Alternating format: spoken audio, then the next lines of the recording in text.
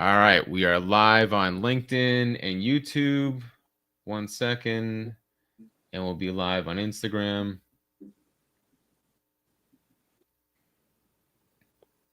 All right, and we're good on Instagram too. Nichole, thank you for joining me for Fresh Start Fridays. Nichole Eaton. I'll welcome you first, and I'll read your cool little bio. So welcome on Halloween. Yeah.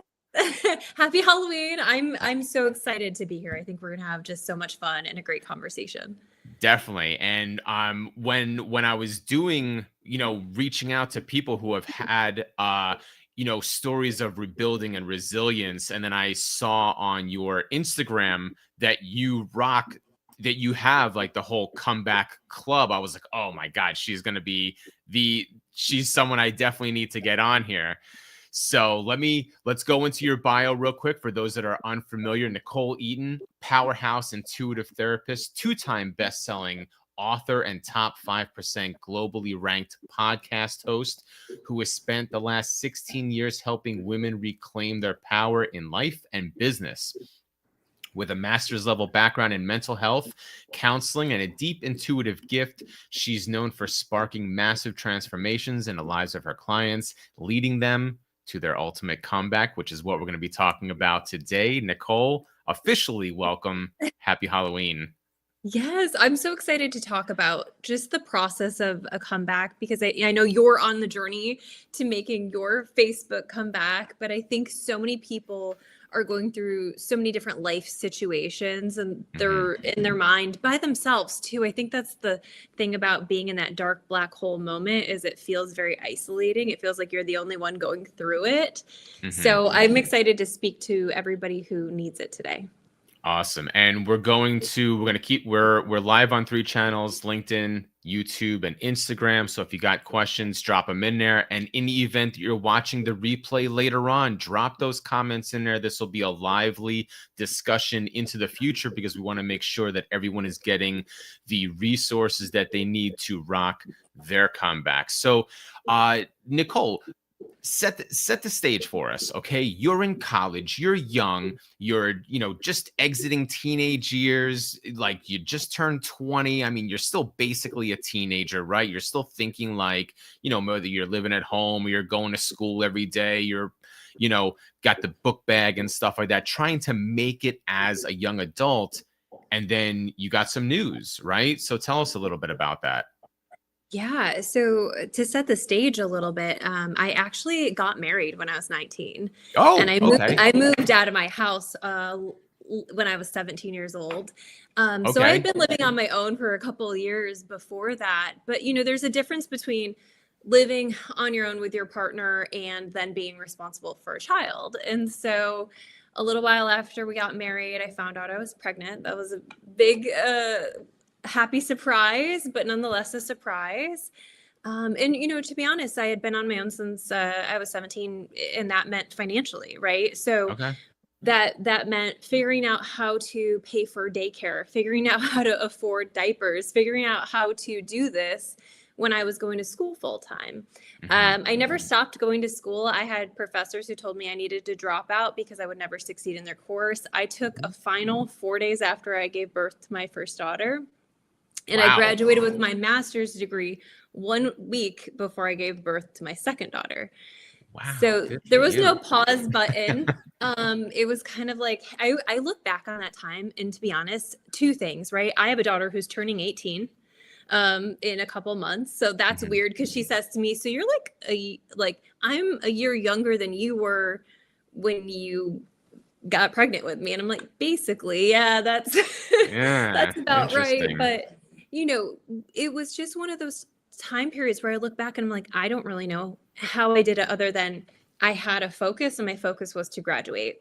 And my focus even more so was to graduate without a pause because people told me I couldn't and told me what that would take and what kind of mom I would have to be.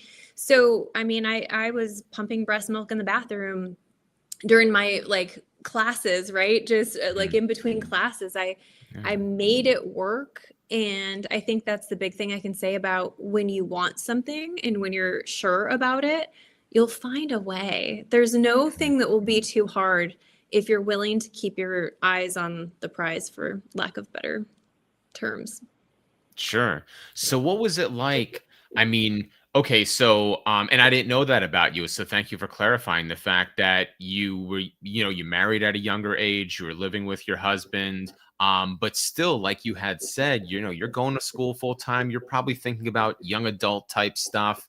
And you quickly, as if marriage and being on your own wasn't a big enough wake up call, now you are responsible for another life, right? You're responsible for your daughter. So what was that like in that moment? Like tell us a little bit more about that. Like, you know, Yeah, I had really bad postpartum depression. And I think it was twofold. My parents had gone through a divorce exactly as I had gotten married. So my parents split up, my mom moved across the country. So it was kind of this phase of my life where I had no support, nobody was coming to like take the baby while I ate or did homework or whatever the case might be. And so I felt like it felt like every day was the same, right? I would go wake up early, go to school, be at school all day, come home, take care of her, get some homework done after she went to sleep, go to sleep myself, and then wake up and do it again. And I think there was partly that it takes a village to raise kids, and that is something that I just have never had. I have a mhm, little bit more with some friends now than I used to, but at the time when the kids were 5 and under, once in a blue moon, someone would watch them for a couple hours and that would be about it. mhm, So I think that, I really lacked support, but I also was just an eternal victim at that time, to be honest. Like the way I thought about my situation was everybody's out turning 21 and having fun and going to parties, and I'm here making sure, the diaper rash is gone and I've got mastitis and I have all these mom problems that not one person in my life can relate to. And it mhm, was a very isolating feeling. And on top of that, when you're going to school full time and you have a child, you have to afford daycare. And I got very lucky that one of my mom's friends owned a daycare. It was a very high end daycare, and she took pity on me enough to give me a massive discount. But I was still paying out more than I was bringing in by a long shot. And so it really sure. got to the point where the lights were getting turned off. And we ended up with a bat infestation. And I don't know if you know anything about bat infestations, but you cannot legally kill bats. So you have to put a system Really? in. This system was about 6 or 7 grand to filter out the bats. We did not have that. So we had just chronically had bats in our house for the longest time. We ended up selling the house with the bat issue. But that's besides the point. But it just felt like everything in my world was out of my control in such a significant way. And I was going to school for mental health counseling at the time. Mhm, I was learning all about thoughts and how important they were. But I think that at the time, I think there was a lot of postpartum depression that was chemical, but I think it was also very situational. And I think those okay, two things are important to note, that a lot of people go through issues with anxiety or depression, and maybe some of it's chemical, but a lot of people are dealing with things that are situational, that mhm. need to be turned around in order for them to get back on their feet. Right, right. So, a little bit about me in a former life, I was a therapist. I spent about a decade working with teenagers in Yeah. a partial hospitalization program. So, what you're saying resonates with me. So, I'm curious. The therapist in me is curious. Like, so you're going to school for mental health counseling.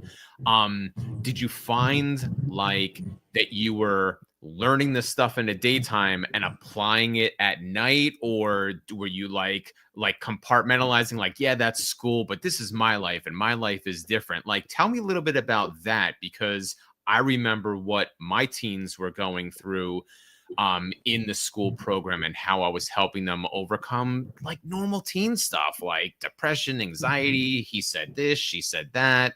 Like, how were you managing during that time period? What were you doing to manage that?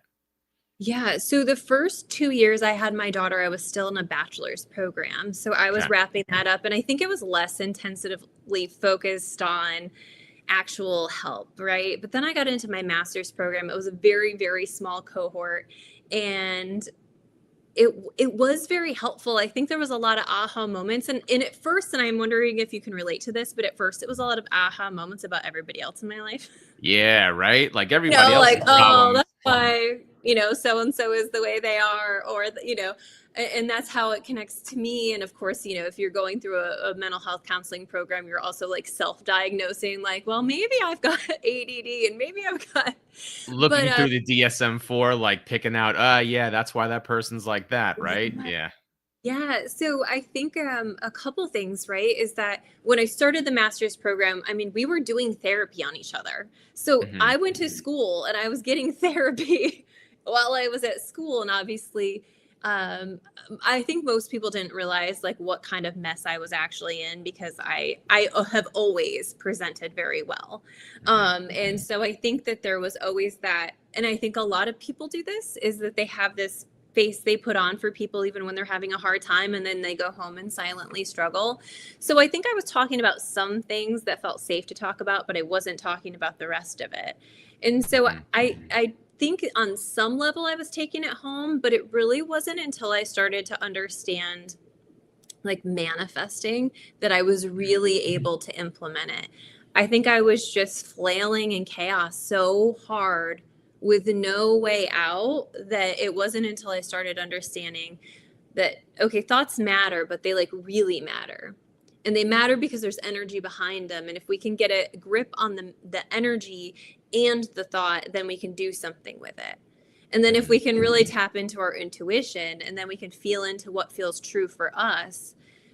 I had never really seen what a strong woman looked like. I had never seen what a decisive woman looked like. I had never seen what a powerful woman looked like. I had never had Mhm. that modeled until I got into my internship, and I was interning under this woman, and she was just a powerhouse. Like, the best way I could Mhm. describe her is she was very clear, her boundaries were very clear, her communication was like, this is what we're doing and this is why. And I was like, wait, like, there's a different way to be. I was Mhm. very shy. I was very like gentle. And not that I'm not still some of those things now, but I needed the example of how to do it, not just to know to do it. Does that make sense? Sure, sure. And what you're explaining, kind of like, would you say it was like modeling, like you were able to see it and then say, "Oh, this is how I can apply it in my own life," because it's no longer like a theory, it's no longer a concept in a book. It's now you're seeing it actually happen in real life, and kind of taking those tips and tools and saying, "Hey, this is how you do that thing." Something along those lines. Yeah, I mean, it was like a possibility. It was like Okay. suddenly like, oh, this is a way that Mhm. I could be, and I could do things, and I can make decisions, and I can speak up for myself, and I can do it.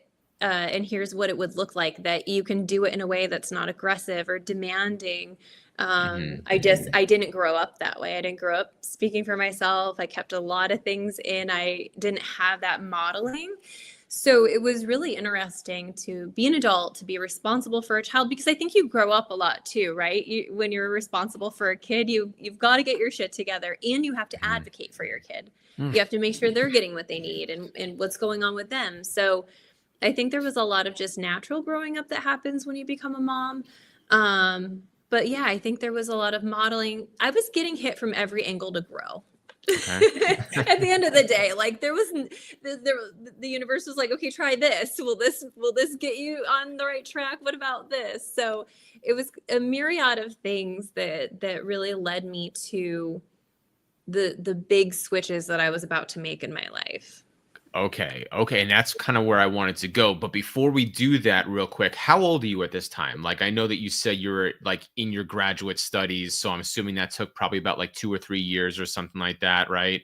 Maybe like Yeah. 2 years, and then you had like internships to get, as a mental health professional, you probably had to be out in a field and accumulate so many hours dealing face to face with clients and things like that, right? To get your actual graduate degree. Yeah, I think I was 22 or 23. Okay. When I was in finishing up my internship. I was very lucky that the place I was internship interning at, they made a position for me. Everyone was real mad Okay. about it, but they made a position for me, and waited 3 months so that I had my daughter, and then they hired me on. So I got very lucky, but yeah, I was pretty young still, 20, 22, 23-ish. Okay. And I can hear, I mean, obviously you're putting more adult words behind it, but at that time you were saying you're starting to notice shifts and you're getting more intuitive.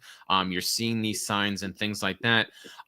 One thing I'm curious about, in your transformational phase, was it just, and I know that you said you had aha moments along the way. Would you say it was kind of like a slow transformation, or did you just kind of like wake up one day and say, hey, no, this is exactly where I'm going? You had your role model. D- de- Describe the transformation a little bit for us, because I think when a lot of us were, watching the different gurus and stuff on the internet, they make it sound like it's going to happen like that. You're just going to wake up one day, be a superstar, and that's your transformation. Kind of doesn't always happen that way for the rest of us, right? Yeah, Rich, it was slow as hell. It was, it was, but that's the thing I even notice about the clients I work with now is like, my favorite part of working with people is that the change happens so incrementally and Hmm. beautifully. And then before you know it, you're there, but you don't notice it while you're going through it necessarily. And I think a few key things, right? I think the biggest thing that changed for me was learning manifestation. Okay. And a lot of people argue about that. It is a root base in neuroscience. So if you don't understand the energy component, that's fine. You can go back through and really look at, how does the brain work? How am I commanding it to work? What am Hmm. I seeing because of the things I believe? And I got gifted the book The Secret, not the best manifestation book, so buy mine instead because it's got a little bit of manifestation in there, but There you not go. the best, not the best book, but it gave me curiosity of, Hmm. wait, okay, so if I start thinking differently about who I am, and my big thing at the time, Rich, was to get myself out of the hole I was in. Okay. Financially, yes, but more so like I was functioning, but not well. I was getting through it, but I was in real rough shape. Okay. So I was like, okay, so if people can manifest money, then I can manifest getting myself out of this depression, right? I didn't want that. I didn't want to be that person to my girls. I didn't want to just be slugging my body around and waiting for bedtime so that the day could be done and be over. So I started writing myself out of depression. I started to tell myself a new story about how I was going to be in the world and how I was going to feel. And nothing happens overnight with that. It's not like I woke up the next day and like depression's gone. But I do remember a time period where a doctor told me that it would be forever, that I just genetically had it and that's what it was. So when I started to be willing to believe in something different, it just opened my mind just a touch. And then Okay. once that was open, I started to be willing to believe in something else different, and it opened just a Mm. touch. And the cool thing about manifesting, right, is that a lot of people think, okay, if I'm manifesting money, money's falling from the sky and winning the lottery. But what happened for us was Cameron, my oldest daughter at the time, we had tried to get free day or free preschool, but we didn't get in on time. So she was on a wait list. So when I started to manifest, and I started to manifest for myself, but I also started manifesting money, opportunities just kind of popped in. So she got off the wait list almost immediately. The minute I started deciding that that was possible or that could be a possibility, she got off the wait list. My husband ended up, somebody came in, he was selling mattresses at the time at a mattress store, and somebody had come in and offered him a job at a massive car lot. They were like, oh my God, you're so good at selling. We want you on our team. And that almost doubled his income. So it was like, when you're thinking of, I almost hate the word manifesting, and I almost hate the word intuition because people have them all wrong. Mhm. Manifestation is how we start to tell ourselves new stories so our brain can look for new things. Okay. And I do think there's an energetic component, but that's here nor there, right? at the end of the day, at the base level, if you start to tell yourself new stories about who you are in the world and how you feel, it's when we get stuck in the stories of, I am depressed and that's just the way I am because, a doctor told me it, and because I had kids young, and I'm in poverty and I'm never going to get out because I just can't afford anything and I can't imagine where any more money would come from.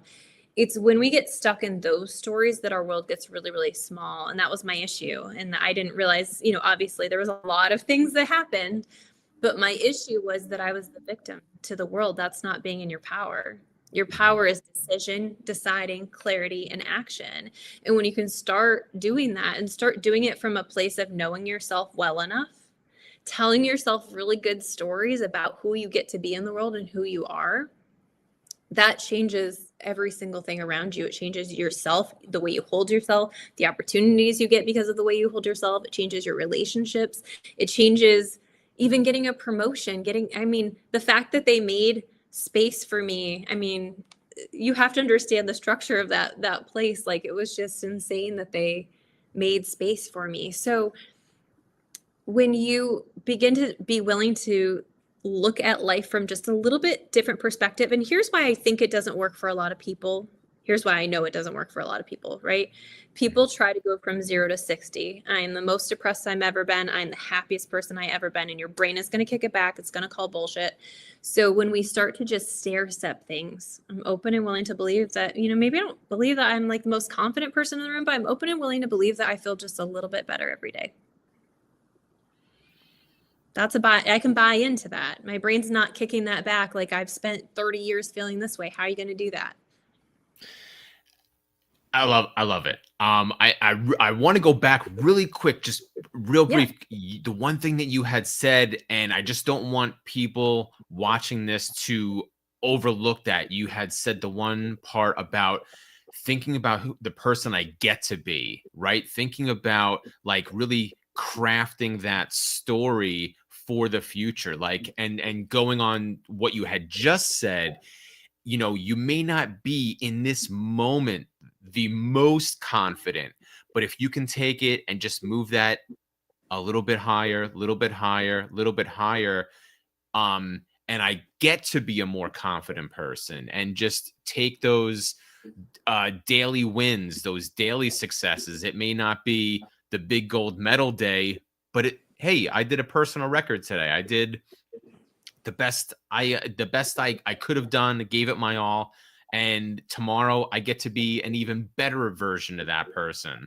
I thought that was really significant. So thank you for sharing that. Yeah, it's all adding up. It's all adding up, whether you're negative or positive. You might as well make it add up in a positive direction. And I always say that if you don't like your life right now, if you look around and you don't like your reality, think of it as a cake that's already been baked, right? You already have, your thoughts, your feelings, and actions from the past. It has created this. So if you don't do anything new, it will continue to create the same. Mm-hmm. If you're willing to throw a new ingredient in, if a curiosity, a new thought, a new way of acting, you're going to make the cake taste different. You're going to change your reality. So it's ultimately up to you. And also the models that we were talking about earlier with my my boss at the time, my supervisor at the time, when I first started writing myself out of depression, I always wrote that I was a powerhouse. And I'm a powerhouse. I'm a powerhouse. And that's how I looked at her. And so I knew what that looked like. I knew what it felt like when she walked into a room. I knew how she carried herself, how she dressed, how she like looked put together all the time. And so you can also use people you're inspired by. If you're not sure, and a lot of people aren't sure, it's okay. But you can get clarity of like, do I want to be, do I want to be loud or quiet? Do I want to wear my hair curly, or do I want it, in a messy bun? Like, we get choices every second of the day to become who we want to be. I love that. Say it again for the people in the back. Nichole, say it again for the people in the back of the room. We get choices every second of the day to be who we want to be. I always say you're either you're fighting for your future, or you're fighting for your past. What's it going to be? Awesome. We got my man Chris was in the Instagram over on this side. He was shouting you out. He was saying, love the mentality of what you were just talking about, and that mindset of, going back to like what you had said. I think that's what he was chiming in on. Like, I can either what did you say? I can either harp on the past or be forward thinking. I can either be negative or be positive. So why not be positive, right? Or And neutral. Or neutral. We don't okay. even have to be positive. We just have to stop battling ourselves. Very cool. Very cool. Neutrality builds just as much muscle as negativity, and I think it's harder to be on the positive side. We're not programmed like that. We are programmed to look for safety and to, but I think there's power in acceptance. There's power in just finding, you don't have to find the most positive mindset, but let's stop at least hating yourself. Absolutely. Absolutely. So, let's transition. Now you're like, or did we miss anything as far as like during those years? Because I would love to hear more about how you were able to like really step into your power and, tell me about that whole process of like really owning it, and we're now moving into who Nichole Eaton is becoming, this just powerhouse of a businesswoman. Do you want to hear a really wild story? Ooh, I do. Okay. So I started to play with manifesting, and I started to play with energy, and I started to study it because Okay. I knew mental health and I knew the mindset, and I just kept looking at my clients who I was working with in a traditional setting, and I'm like, something's missing here, and I'm not sure what it is, but I know something's missing. Like, people, they're coming in week after week. Some of them are making progress. Like, what's the difference between somebody who makes progress and somebody who doesn't? So when I was like working one-on-one with people, I started to kind of get these intuitive hits about people, and I would say it out loud and they'd be like, did I tell you that? And I'm like, you must have, right? Mm-hmm. So I started to tap into my intuition when it came to other people. And I got real freaked out about that. I was like, I don't really know when, like, I don't know what's causing this to happen. And I don't get it. I think it's useful somehow, but I don't understand it. So I went to my supervisor and I'm like, has this ever happened to you? And she was like, it happens all the time. I think there's something special when you're with people one-on-one in an open, heart-centered, vulnerable way. So I don't leave things alone, Rich. I like to go as deep and as far as I can with everything I do. So I went and studied with a psychic medium. I wanted to know how intuition worked. I wanted to know how energy worked.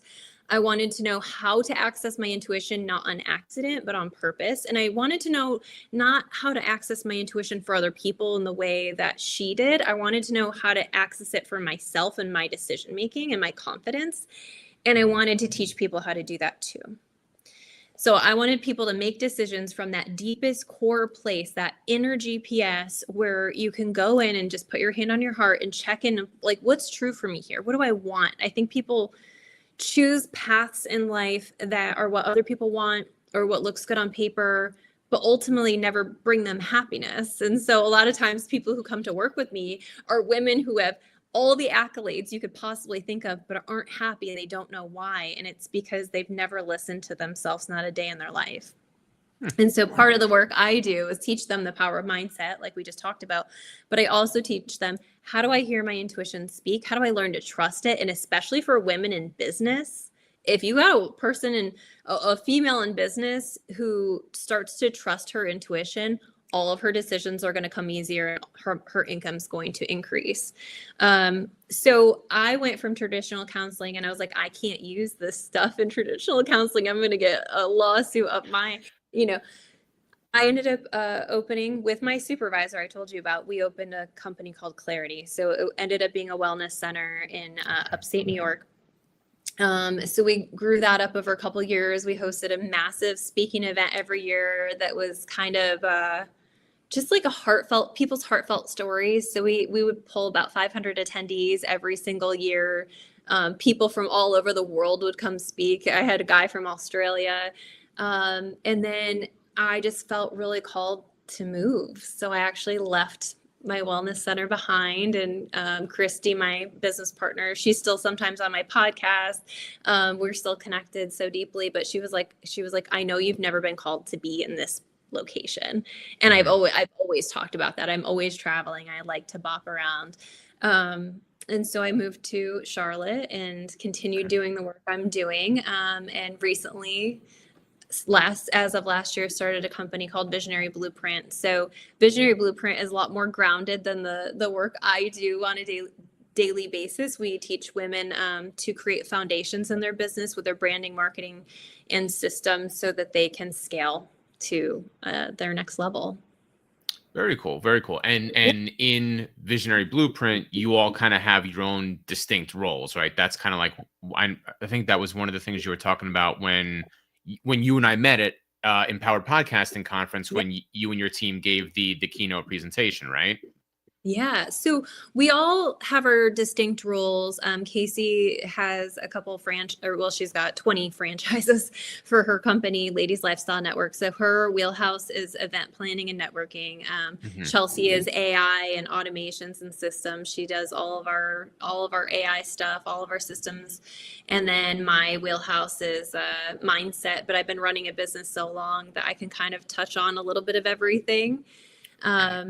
So it's been a really exciting venture and a new venture to add into my repertoire. But one of the things that I really, really love is that we create events and we bring in the experts. So we're experts in our own right, because I've had a business for 10 plus years. I've had multiple businesses for 10 plus years.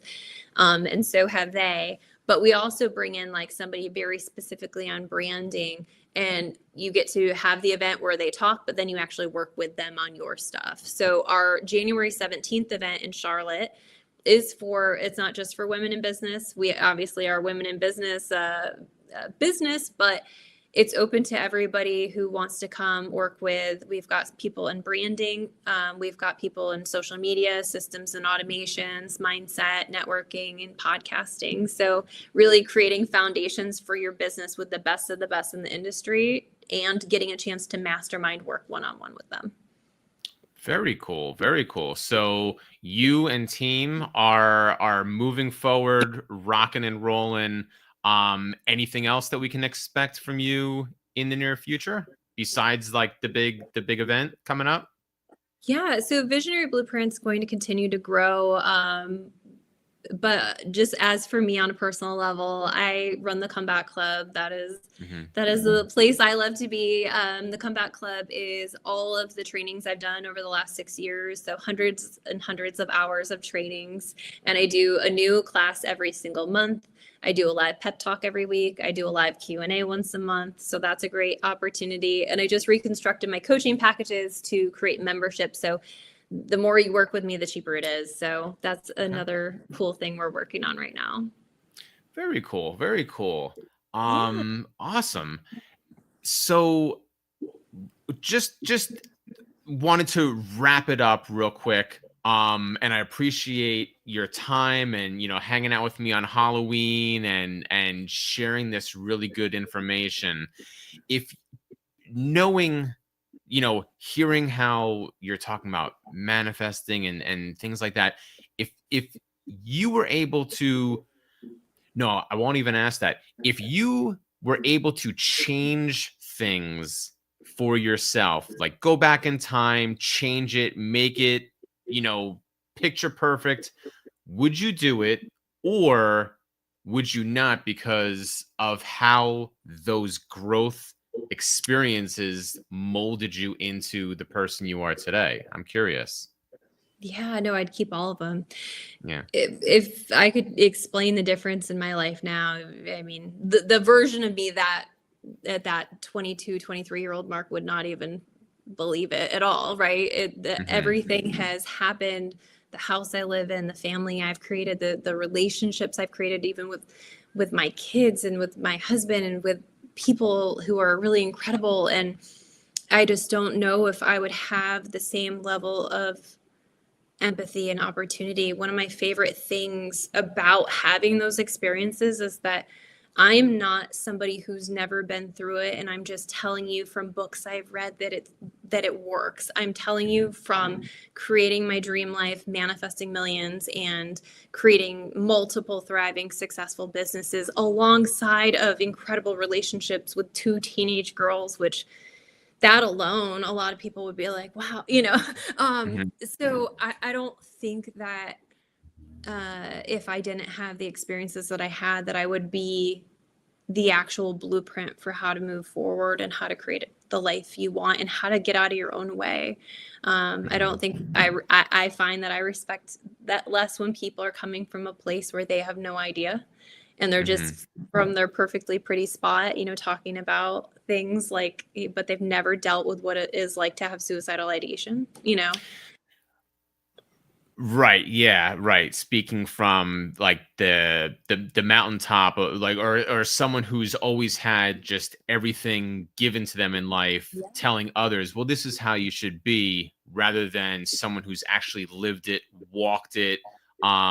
It's more genuine coming from you because you know what it's like to be down in the muck and what it takes to rise up from that situation.